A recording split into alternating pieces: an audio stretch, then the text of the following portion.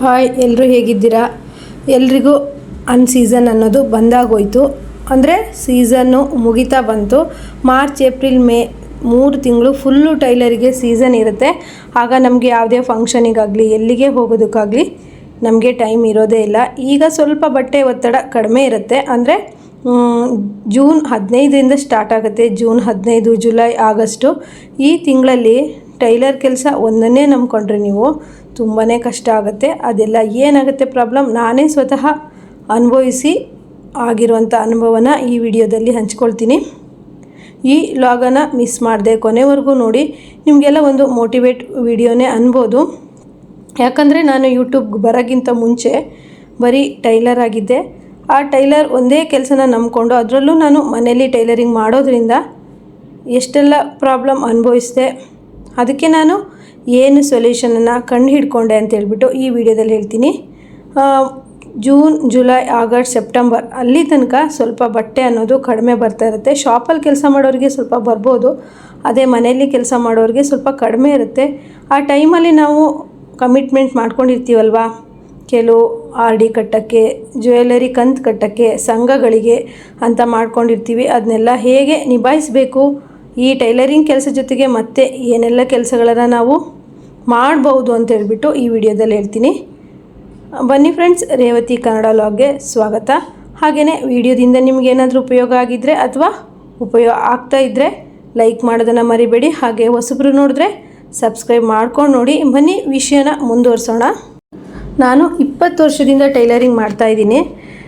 20 ವರ್ಷದಲ್ಲಿ ನಾನು 10 ವರ್ಷ ಎಲ್ಲರೊಟ್ಟಿಗೆ ಜಾಯಿಂಟ್ ಫ್ಯಾಮಿಲಿಯಲ್ಲಿ ಇದ್ಬಿಟ್ಟು ಕೆಲಸ ಮಾಡಿದ್ದೀನಿ. ಅಂದರೆ ಅತ್ತೆ, ಮಾವ, ಮೈದುನನ ಹೆಂಡತಿ, ಮಕ್ಕಳು, ನಾನು, ನನ್ನ ಮಕ್ಕಳು, ಗಂಡ, ಇಷ್ಟು ಜನನು ನಿಭಾಯಿಸ್ಕೊಂಡು ಮನೆ ಕೆಲಸ ಮಾಡಿಕೊಂಡು ನೆಂಟರು ಬಂದರೆ ಹೋದವ್ರು ಬಂದವ್ರನ್ನೆಲ್ಲ ನಿಭಾಯಿಸ್ಕೊಂಡು ಟೈಲರಿಂಗ್ ಕೆಲಸನ ಮಾಡ್ಕೊಂಡು ಬಂದಿದ್ದೀನಿ.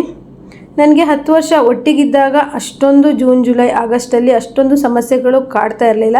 ಯಾಕಂದರೆ ಜಾಯಿಂಟ್ ಫ್ಯಾಮಿಲಿ ಆಗಿರೋದ್ರಿಂದ ನನಗೆ ಕಮಿಟ್ಮೆಂಟ್ ಅನ್ನೋದು ಅಷ್ಟಿರಲಿಲ್ಲ. ಮತ್ತು ಮಕ್ಕಳು ಚಿಕ್ಕವರಾಗಿದ್ದರು, ಅವರಿಗೂ ಸಹ ಓದಿಸೋದು ಅಷ್ಟೆಲ್ಲ ನನಗೇನು ಟೆನ್ಷನ್ ಇರಲಿಲ್ಲ. ಮಕ್ಕಳು ಫಸ್ಟ್ ಸ್ಟ್ಯಾಂಡರ್ಡ್ ಅಥವಾ LKG UKG ಸೇರಿದ ತಕ್ಷಣ ಫಸ್ಟ್ ಸ್ಟ್ಯಾಂಡರ್ಡಿಗೆ ನಾವು ಬೇರೆ ಆಗಿಬಿಟ್ವಿ. ಬೇರೆ ಮನೆಗೆ ಬಂದ್ವಿ, ಅಂದರೆ ಬಾಡಿಗೆ ಮನೆಗೆ ಬಂದ್ವಿ. ಬಾಡಿಗೆ ಮನೆಗೆ ಬಂದಮೇಲೆ ನನ್ನ ಟೈಲರಿಂಗ್ ಕೆಲಸನೂ ತುಂಬ ಜಾಸ್ತಿ ಮಾಡೋದಕ್ಕೆ ಶುರು ಮಾಡಿದೆ. ಹಾಗೆ ಟೈಲರಿಂಗಿಗೆ ತುಂಬ ಟೈಮನ್ನು ಕೊಡೋದಕ್ಕೆ ಶುರು ಮಾಡಿದೆ. ಆದರೆ ನನ್ನ ಹತ್ರ ಇದ್ದಿದ್ದು ಟೈಲರಿಂಗ್ ಕೆಲಸ ಒಂದೇ. ಆಮೇಲೆ ನಾನು ನಮ್ಮ ಮನೆಯವರು ಇಬ್ಬರೂ ಸಹಿತ ಕಮಿಟ್ಮೆಂಟನ್ನು ಹಂಚ್ಕೊಂಡ್ವಿ. ಅಂದರೆ ಮಕ್ಕಳ ಸ್ಕೂಲ್ ಫೀಸು ಒಬ್ಬರು ಕಟ್ಟಿದರೆ ಮನೆಯ ರೇಷನ್ನು ಮತ್ತು ಬಾಡಿಗೆ ಮತ್ತೊಬ್ಬರು ಮಾಡಬೇಕು ಅಂತೇಳ್ಬಿಟ್ಟು ಇಬ್ಬರೂ ಸಹಿತ ಡಿವೈಡ್ ಮಾಡ್ಕೊಂಡ್ವಿ. ನಮ್ಮ ಮನೆಯವ್ರಿಗೆ ಸ್ವಲ್ಪ ಹೆಲ್ತ್ ಪ್ರಾಬ್ಲಮ್ ಇರೋದ್ರಿಂದ ಅವರಿಗೆ ಮೆಡಿಷನ್ನಿಗೆ ಅಂತಲೇ ನಾವು ಇಷ್ಟು ಅಮೌಂಟನ್ನು ತೆಗೆದಿಡಬೇಕು. ಹಾಗಾಗಿ ಅವರಿಗೆ ಮನೆ ರೇಷನ್ನು ಮತ್ತು ಮೆಡಿಷನ್ನಿಗೆ ಅಂತೇಳ್ಬಿಟ್ಟು ಅವರು ಕೆಲಸ ಮಾಡಿರೋಂಥ ದುಡ್ಡು ಮತ್ತು ಕೆಲವು ವಾರಕ್ಕೆ 2 ಸತಿ ನಾನ್ ವೆಜ್ಜು ಮತ್ತು ಇನ್ನು ಸಣ್ಣ ಪುಟ್ಟ ಖರ್ಚುಗಳನ್ನು ಅವರಿಗೆ ಕೊಟ್ಬಿಟ್ಟು, ಯಾಕಂದರೆ ಅವರು ಸ್ವಲ್ಪ ಪೇಷಂಟ್ ಆಗಿದ್ದರು, ತುಂಬಾ ಅವರಿಗೆ ಟೆನ್ಷನ್ಗಳೆಲ್ಲ ತಗೊಳ್ಳೋಷ್ಟು ಶಕ್ತಿ ಇರಲಿಲ್ಲ. ಹಾಗಾಗಿ ಇನ್ನೇನು ಮಾಡಿದೆ ಅಂತಂದರೆ, ನಾನು ಮಕ್ಕಳ ಫೀಸು ಜವಾಬ್ದಾರಿ, ಮನೆ ಬಾಡಿಗೆ ಜವಾಬ್ದಾರಿ, ಆಮೇಲೆ ಕೆಲವೊಂದು ಕಮಿಟ್ಮೆಂಟನ್ನ ನಾನು ನನ್ನ ತಲೆ ಮೇಲೆ ಹಾಕ್ಕೊಂಡೆ. ಅದ್ರ ಜೊತೆಗೆ ನನಗೊಂದು ಇದ್ದಿದ್ದೊಂದು ಆಸೆ ಅಂದರೆ, ನಾನು ಸ್ವಲ್ಪ ಗೋಲ್ಡನ್ನು ತಗೋಬೇಕು. ನಾವು ಮನೆ ಬಿಟ್ಟು ಹೊರಗೆ ಬರುವಾಗ ನನ್ನ ಹತ್ರ ಬರೀ ಒಂದು ಮಾಂಗಲ್ಯ ಚೈನ್ ಅಷ್ಟೇ ಇತ್ತು. ಅಷ್ಟರ ಮೇಲೆ ನನಗೂ ಸಹಿತ ಎಲ್ಲರ ಹಾಗೇ ಒಂದು ಗೋಲ್ಡನ್ನು ತಗೋಬೇಕು ಅನ್ನೋದು ನನ್ನ ಮನಸ್ಸಲ್ಲಿ ತುಂಬ ಇತ್ತು. ಆಗ ನಾನು ಏನು ಮಾಡಿದೆ, ಗೋಲ್ಡ್ ಕಂತುಗಳನ್ನು ಕಟ್ಟೋದಕ್ಕೆ ಮಾಡಿಕೊಂಡೆ. ಯಾಕಂದರೆ ಮಕ್ಕಳು ಫಸ್ಟ್ ಸ್ಟ್ಯಾಂಡರ್ಡ್ ಮತ್ತು ಸೆಕೆಂಡ್ ಸ್ಟ್ಯಾಂಡರ್ಡ್ ಓದ್ತಾಯಿದ್ರು. ಅಷ್ಟೊಂದು ಖರ್ಚಿರಲಿಲ್ಲ. ಖರ್ಚಿತ್ತು, ಪ್ರೈವೇಟ್ ಸ್ಕೂಲಿಗೆ ಸೇರಿಸಿದ್ದೆ ನಾನು. ಆದರೂ ನಮ್ಮೂರಲ್ಲೇ ಸ್ಕೂಲಿಗೆ ಹೋಗ್ತಿದ್ದರಿಂದ ಅಷ್ಟೊಂದು ಖರ್ಚು ಇರಲಿಲ್ಲ. ವ್ಯಾನ್ ಫೀಸೆಲ್ಲ ಏನೂ ಇರಲಿಲ್ಲ. ಹಾಗಾಗಿ ಸ್ವಲ್ಪ ನಾನು ಗೋಲ್ಡು ಸೇವಿಂಗ್ಸಿಗೆ ಮತ್ತು RD, ಪಿಗ್ಮಿ ಈ ರೀತಿ LIC ಅಂತೇಳ್ಬಿಟ್ಟು ಸೇವಿಂಗ್ಸನ್ನು ಮಾಡ್ತಾಯಿದ್ದೆ. ಅದ್ರ ಜೊತೆಗೆ ಮನೆ ಬಾಡಿಗೆ ಮತ್ತು ಕೆಲವೊಂದು ಕಮಿಟ್ಮೆಂಟಿಗೆ ನಾನು ದುಡ್ಡನ್ನು ಹೊಂಚ್ತಾ ಇದ್ದೆ. ಹೇಗೋ ಮಾರ್ಚ್, ಏಪ್ರಿಲ್, ಮೇ ಮತ್ತು ದೀಪಾವಳಿ ಹಬ್ಬದ ನಂತರ ಸೀಸನ್ ಸ್ಟಾರ್ಟ್ ಆದಾಗ ಹೇಗೋ ನಾನು ನಿಭಾಯಿಸ್ಕೊಂಡು ಬಂದುಬಿಡ್ತಿದ್ದೆ.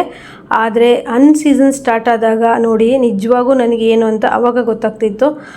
ಸೀಸನ್ ಅನ್ನೋದು ಜೂನ್ 15ರಿಂದ ಸ್ಟಾರ್ಟ್ ಆಗ್ತಾಯಿತ್ತು. ಬಟ್ಟೆ ಬರ್ತಿತ್ತು, ಆದರೆ ಮನೆಗೆ ಅವತ್ತಿನ ಖರ್ಚಿಗೆ ಅಥವಾ ಕೆಲವೊಂದು ಸಣ್ಣ ಪುಟ್ಟ ಕಮಿಟ್ಮೆಂಟಿಗೆ ನಮ್ಮ ಖರ್ಚು, ನಮ್ಮ ಕೆಲಸ ಮಾಡಿರೋ ದುಡ್ಡು ಕರೆಕ್ಟ್ ಆಗ್ತಿತ್ತು.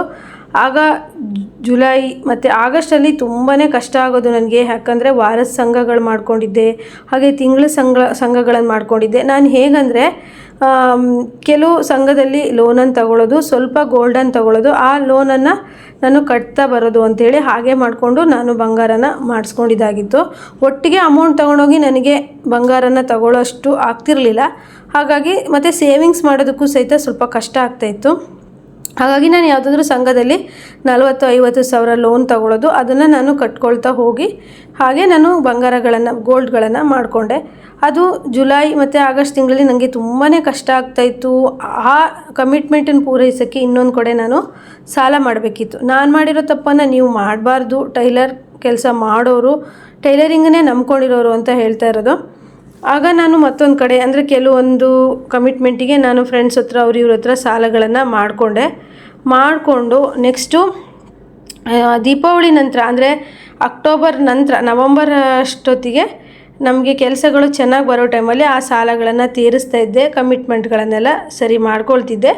ಆಗ ನನಗೆ ಏನಪ್ಪ ನನ್ನ 3 ತಿಂಗಳು ಸಾಲ ಮಾಡಿರೋದು, ನೆಕ್ಸ್ಟ್ ಸೀಸನ್ ಬಂದಾಗ ಆ ಸಾಲ ತೀರ್ಸೋದ್ರಲ್ಲೇ ನನ್ನ ಜೀವನ ಆಗ್ತಿದೆಯಲ್ಲ, ಆ ರೀತಿ ಮಾಡಬಾರ್ದು ನಾನು ಅಂತ ಹೇಳಿಬಿಟ್ಟು ಏನು ಮಾಡಬೇಕು, ಏನಾದರೂ ಮಾಡಬೇಕಲ್ಲ ನೆಕ್ಸ್ಟ್ ಇಯರ್ ಬರೋ ಅಷ್ಟೊತ್ತಿಗೆ ಅಂತ ಹೇಳ್ಬಿಟ್ಟು ನಾನು ಜೂನ್ 15ಕ್ಕೆ ಏನು ಮಾಡಿದೆ ಅಂತಂದರೆ, ಜೂನ್ 15ರ ನಂತರ ಬಟ್ಟೆಗಳನ್ನು ಶಿವಮೊಗ್ಗದಿಂದ ತಂದುಬಿಟ್ಟು ಟಾಪ್ ಆಗಿರ್ಬೋದು, ನೈಟಿ ಆಗಿರ್ಬೋದು, ಸ್ಯಾರಿ ಆಗಿರ್ಬೋದು, ಈ ರೀತಿ ತಂದುಬಿಟ್ಟು ಸೇಲ್ ಮಾಡೋದಕ್ಕೆ ಶುರು ಮಾಡಿದೆ. ಅದರಿಂದ ನನಗೆ ಟೈಲರಿಂಗ್ ಕೆಲಸ ಸ್ವಲ್ಪ ಕಡಿಮೆ ಇದ್ರೂ ಸಹಿತ ಅದರಲ್ಲಿ ನನಗೆ ಈ 3 ತಿಂಗಳು ಕರೆಕ್ಟಾಗಿ ಆಗ್ತಿತ್ತು.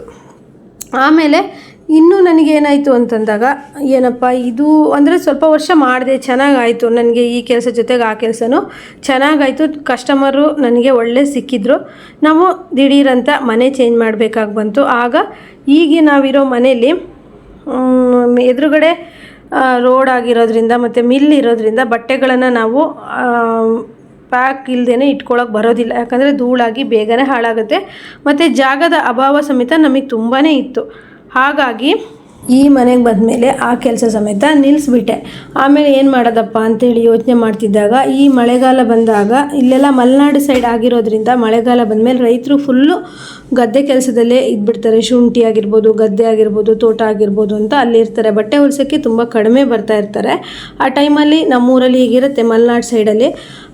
ಆಮೇಲೆ ನಾನೇನು ಮಾಡಿದೆ, ಇಲ್ಲ ಏನಾದರೂ ಮಾಡಬೇಕಲ್ಲ ಅಂದ್ಬಿಟ್ಟು ಟೈಲರಿಂಗ್ ಕ್ಲಾಸನ್ನು ಮಾಡಿದೆ. ನಾನು ಟೈಲರಿಂಗ್ ಕ್ಲಾಸ್ ಮಾಡೋದ್ರಿಂದ ನನಗೆ 2 ವರ್ಷ ಈ ಜೂನ್, ಜುಲೈ, ಆಗಸ್ಟ್, ಸೆಪ್ಟೆಂಬರಲ್ಲಿ ಯಾವುದೇ ಥರ ಪ್ರಾಬ್ಲಮ್ಸ್ ಆಗಿಲ್ಲ. ಮತ್ತು ನಾನು ಯಾರ ಹತ್ರನೂ ಸಾಲ ಮಾಡೋಂತಹ ಪರಿಸ್ಥಿತಿ ಬಂದಿಲ್ಲ.